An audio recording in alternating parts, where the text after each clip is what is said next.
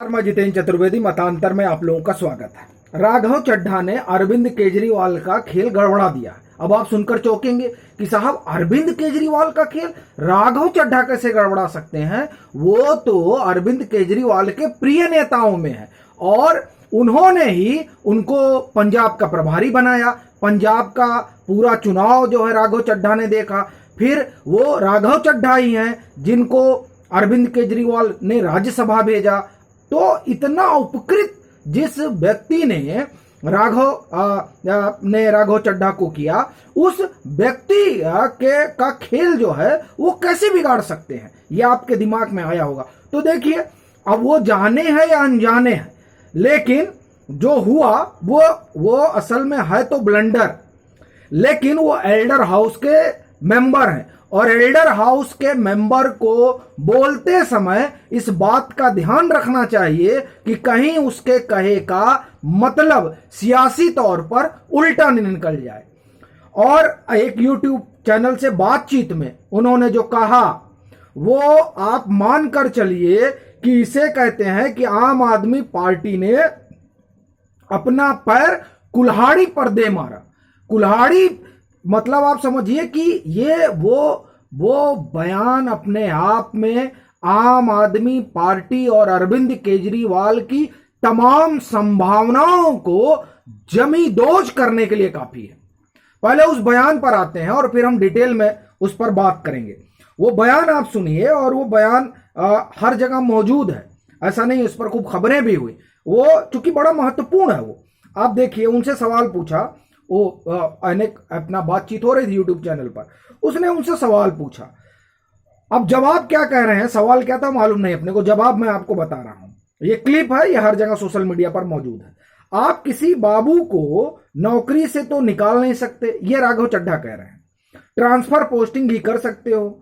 अगर कोई बहुत अच्छा काम कर रहा है तो उसे अच्छा विभाग दो, जैसे कि उसे स्वास्थ्य सचिव बनाओ, गृह सचिव बनाओ, और जो खराब काम कर रहा है उसे भेजो जनजातीय विभाग में। ध्यान रखिएगा, जनजातीय विभाग, ये पनिशमेंट पोस्टिंग है उसका, ये राघव चड्ढा कह रहे हैं।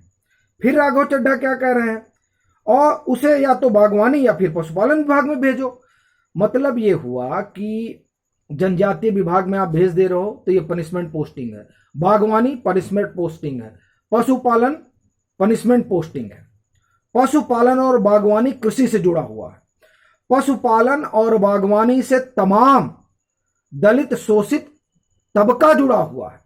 ओबीसी का एक बड़ा कृषक समाज है जो इस आप ये कहिए कि कामकाज से जुड़ा हुआ है, जिसे खेतीबाड़ी कहते हैं। हिंदुस्तान का एक बड़ा समाज है जो खेतीबाड़ी से जुड़ा हुआ है, कृषि से जुड़ा हुआ है। बागवानी और पशुपालन ये कृषि का हिस्सा है। अब एल्डर हाउस में राघव चड्ढा है, उन्होंने ये बयान तो दे दिया। अब इस बयान को लेकर भाजपा जनजातीय मोर्चा ने बाकायदा अभियान छेड़ा। कोई भी राजनीतिक दल छेड़ेगा वो इसलिए क्योंकि गुजरात, राजस्थान, तेलंगाना, हिमाचल प्रदेश, जम्मू कश्मीर आम आदमी पार्टी बड़ी संभावना खोज रही है। और खासकर गुजरात, राजस्थान और तेलंगाना, और उसमें तेलंगाना को भी हम निकाल दें तो गुजरात और राजस्थान को लेकर बहुत ही आशान्वित है।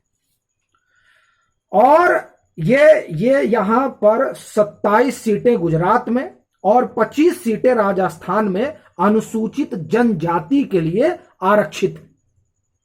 14% आबादी गुजरात में है। गुजरात पर बड़ा फोकस किए हुए हैं अरविंद केजरीवाल। वहां की एक पार्टी है बीटीएस, जो जनजातियों की पार्टी है, उससे उन्होंने गठबंधन भी किया है ताकि उन 27 सीटों पर वो बेहतर कर सके। लगातार गुजरात जा भी रहे हैं, वहां तिरंगा यात्रा निकाल रहे हैं, वहां लोगों को बता रहे हैं कि साहब ये जो अध्यक्ष हैं ये बाहरी हैं।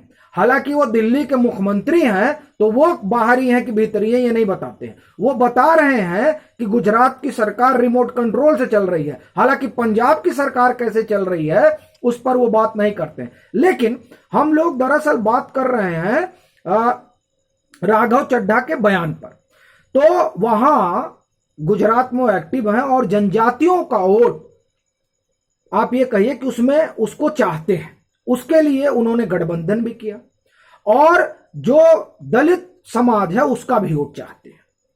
साहब वोट तो आप सबका चाहते हैं, लेकिन आपने जिन्हें जिन्हें एल्डर हाउस में भेजा है उनके हिसाब से तो ये जो जनजातीय विभाग है, ये जो पशुपालन विभाग है, ये जो बागवानी है, ये सब वो बड़ी हे दृष्टि से देखते हैं, और वो ये मानते हैं कि अगर बड़े बाबू को पनिशमेंट देना हो तो यहां भेजना चाहिए। मतलब ये जो विभाग है इसका कोई महत्व नहीं है। मतलब ये हुआ कि इससे जुड़े जो लोग हैं उनका कोई महत्व नहीं है, सिवाय वोट बैंक के अलावा। ये तमाम सवाल खड़े हो रहे हैं क्योंकि गुजरात में आम आदमी पार्टी ये सोच रही है कि वो कांग्रेस की जगह ले सकती है। ये तो मैं कम कर रहा हूं, वो तो यहां तक सोच रही है कि भाजपा को रिप्लेस कर सकती है, और वो भाजपा को रिप्लेस करने का सपना देख रही है। अरविंद केजरीवाल पैन इंडिया, पूरे भारत में आम आदमी पार्टी को खड़ा करने का स्वप्न सजोए हुए हैं। वो ये उनका ड्रीम प्रोजेक्ट है, और उस वो पार्टी जो ड्रीम प्रोजेक्ट लेकर चल रही है, उस पार्टी के एक नेता जब इस तरह की बातें करते हैं तब आप समझ सकते हैं कि उस पार्टी के मुखिया का जो सपना है वो कैसे औंधे मुंह गिरने वाला है। क्योंकि जब आप जनजातीय विभाग पर इस तरह की टिप्पणी करते हैं तो उससे गुजरात भी प्रभावित होता है, उससे राजस्थान, 25 सीटें हैं आरक्षित राजस्थान में। और आप जम्मू कश्मीर में चले जाइए, जम्मू कश्मीर में भी यह समाज है। आप अभी गोवा का चुनाव हुआ है, उस गोवा के चुनाव में साधने की बड़ी कोशिश हुई थी जनजातीय समाज को। अब आप जिस समाज के वोट की आशा रखते हैं, उस समाज से जुड़े विभाग को आप बड़ी हे दृष्टि से देखते हैं।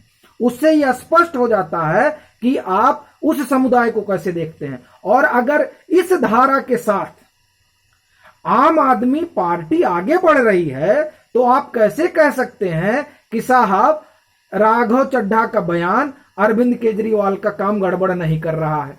ये जो है, ये आप समझिए कि बहुत बड़ी चोट है। ये जो राघव चड्ढा का बयान है, वो अब समस्या ये है कि आपने बातचीत में तो बोल दिया, बातचीत में बोलते समय आपको ये ध्यान नहीं रहा कि इसके राजनीतिक मायने क्या है।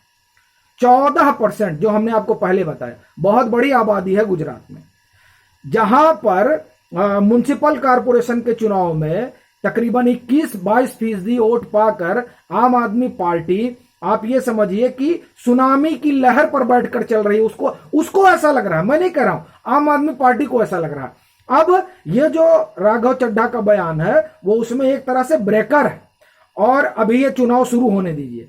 ये तेलंगाना की भी संभावना देख रहे हैं, ये राजस्थान में भी संभावना देख रहे हैं, ये गुजरात में भी संभावना देख रहे हैं। तो अभी तो भारतीय जनजाति, बीजेपी का जनजाति मोर्चा, उसको अभी तो वो दिखाई रहा है। ये चुनाव आने दीजिए, फिर ये चीजें और करीने से उभरेंगी, और तब अरविंद केजरीवाल को जवाब देना मुश्किल हो जाएगा कि आप तय करिए कि आपकी पार्टी का स्टैंड क्या है।